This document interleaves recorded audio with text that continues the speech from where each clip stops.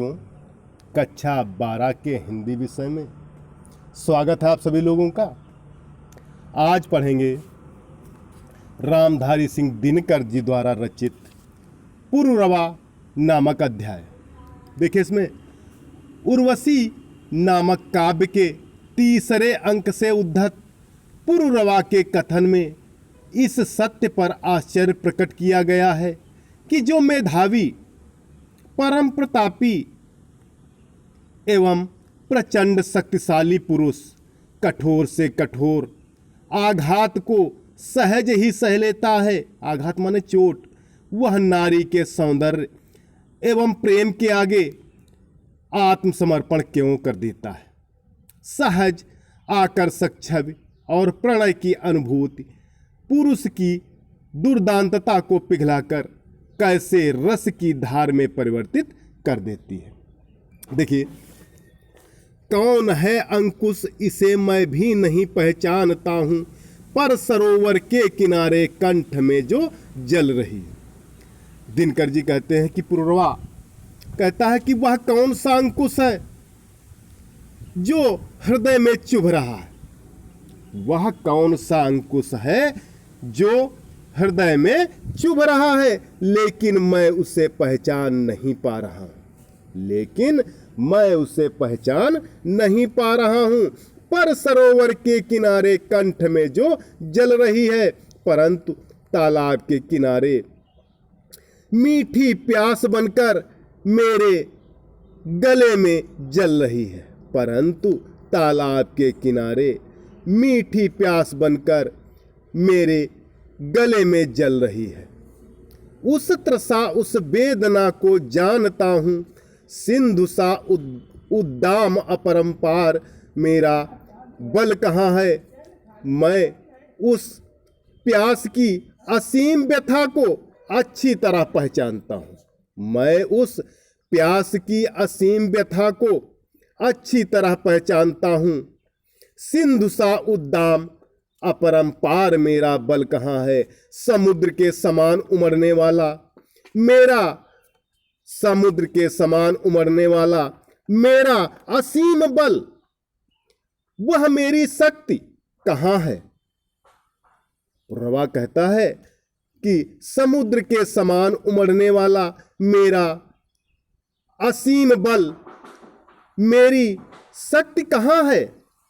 गूंजता जिस शक्ति पर सर्वत्र जय जयकार, उस अटल संकल्प का संबल कहाँ है। जिस शक्ति का जय जयकार पूरा संसार करता है। पुरुरवा कहता है कि मेरी उस शक्ति का, जिस शक्ति का जय जयकार पूरा संसार करता है, वह मेरा अटल संकल्प न जाने कहां चला गया है। जिस शक्ति का जय जयकार पूरा संसार करता था या करता है, वह मेरा अटल संकल्प न जाने कहां चला गया है। यह शिला या वक्ष से चट्टान सी मेरी भुजाएं, यह शिला सा वक्ष ये चट्टान सी मेरी भुजाएं, सूर्य के आलोक से दीपित समुन्नत भाल। पुरुरवा कहता है, हे उर्वशी, मैं पत्थर के समान दृढ़ हृदयी, चट्टान के समान भुजाओं वाला, सूर्य के समान प्रकाशवान मस्तक वाला हूं। पुरुरवा कहता है कि हे उर्वशी, मैं पत्थर के समान दृढ़ हृदयी, चट्टान के समान भुजाओं वाला, सूर्य के समान प्रकाशवान मस्तक वाला हूं। मेरे प्राण का सागर अगम उत्ताल उच्छल है, सामने टिकते नहीं वनराज पर्वत डोलते हैं। देखिए, जिस प्रकार समुद्र में ऊंची ऊंची लहरें उठती हैं, जिस प्रकार समुद्र में ऊंची ऊंची लहरें उठती हैं, उसी प्रकार मेरे मन में भी विचारों की लहरें उठ रही हैं। जिस प्रकार समुद्र में ऊंची ऊंची लहरें उठती हैं, उसी प्रकार मेरे मन में भी विचारों की लहरें उठ रही हैं। सामने टिकते नहीं वनराज पर्वत डोलते हैं, मेरे सामने शेर नहीं ठहरते हैं। मेरे सामने शेर नहीं ठहरते हैं, और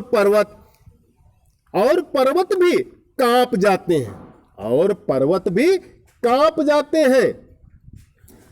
कांपता है कुंडली मारे समय का ब्याल, मेरी बाह में मारुत गरुड़ गजराज का बल है।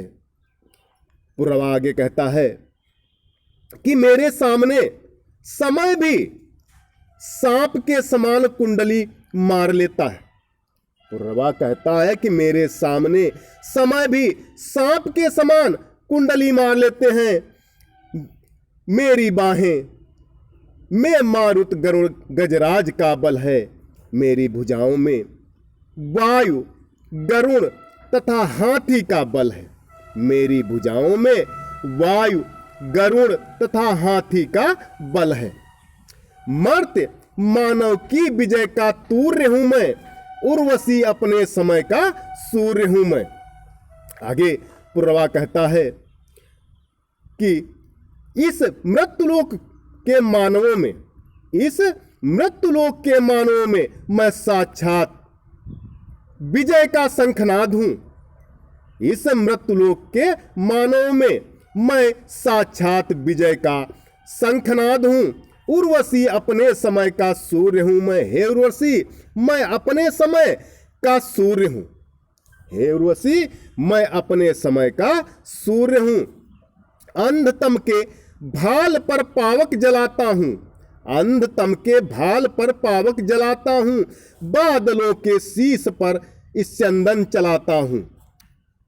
आगे पुरवा कहता है कि मैं अंधकार के मस्तक पर अग्नि जलाता हूं, मैं अंधकार के मस्तक पर अग्नि जलाता हूं, बादलों के शीश पर चंदन चलाता हूं। मैं बादलों के सिर के ऊपर, चंद्रमा होता रथ, मैं बादलों के सिर के ऊपर रथ चलाता हूं।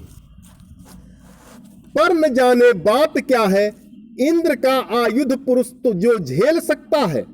पर न जाने बात क्या है, इंद्र का आयुध पुरुष जो झेल सकता है। आगे पुरवा कहता है परंतु पता नहीं कौन सी बात है जिससे मैं असमर्थ हो गया हूं। इंद्र के अस्त्र, इंद्र का अस्त्र कौन है? वज्र, जो कि महर्षि दधीच की हड्डियों से बनाया गया था। इंद्र के अस्त्र वज्र को मनुष्य सह सकता है, इंद्र के अस्त्र वज्र को मनुष्य सह सकता है। सिंह से बाहें मिलाकर खेल सकता है, फल के आगे वही असहाय हो जाता, फूल के आगे वही असहाय हो जाता।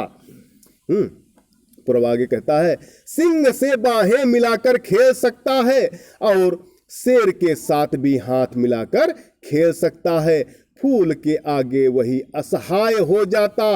वही मनुष्य फूल सी कोमल नारी के समान सामने असहाय हो जाता है। वही मनुष्य फूल सी कोमल नारी के सामने असहाय हो जाता है, निरुपाय हो जाता है, उसके पास कोई भी उपाय नहीं रहता। शक्ति के रहते हुए निरुपाय हो जाता, विद्ध हो जाता, सहज बंकिम नयन के बाण से जीत लेती रूप सी नारी उसे मुस्कान से।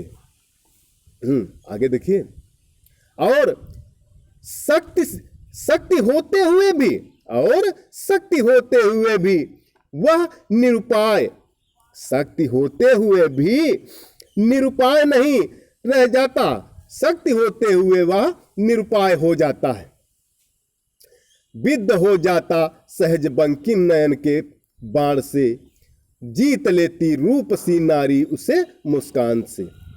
क्योंकि पुरुष को नारी अपने नेत्रों के बाण से घायल कर अपने वश में कर लेती है, अर्थात जीत लेती है। देखिए फिर से, पर न जाने बात क्या है, इंद्र का आयुध पुरुष जो झेल सकता है, सिंह से बाहें मिलाकर खेल सकता है, फूल के आगे वही असहाय हो जाता, शक्ति के रहते हुए निरुपाय हो जाता, विद्ध हो जाता, सहज बंकिम नयन के बाण से जीत लेती रूप सी नारी उसे मुस्कान से। पुरवा कहता है कि परंतु पता नहीं कौन सी बात है कि मैं असमर्थ हो गया हूं। असहाय हो गया हूं। इंद्र के अस्त्र वज्र को मनुष्य झेल सकता है और शेर के साथ भी हाथ मिलाकर खेल सकता है। वही मनुष्य फूल सी कोमल नारी के सामने असहाय हो जाता है, निरुपाय हो जाता है और शक्ति होते हुए भी वह उपाय रहित हो जाता है। उसके पास कोई भी उपाय नहीं रह जाता है, क्योंकि पुरुष को नारी अपने नेत्रों के बाणों से घायल कर अपने वश में कर लेती है, अर्थात उसे जीत लेती है। प्यारे बच्चों, तो कक्षा 12 में आज इतना ही। सभी बच्चे इसको देखें और इसकी संदर्भ सहित व्याख्या लिखकर ग्रुप पर डालें और विद्यालय के चैनल को लाइक करें, सब्सक्राइब करें और बेल आइकन को जरूर दबाएं, क्योंकि जिससे जो भी नया वीडियो बने वो आपको तुरंत सूचित हो।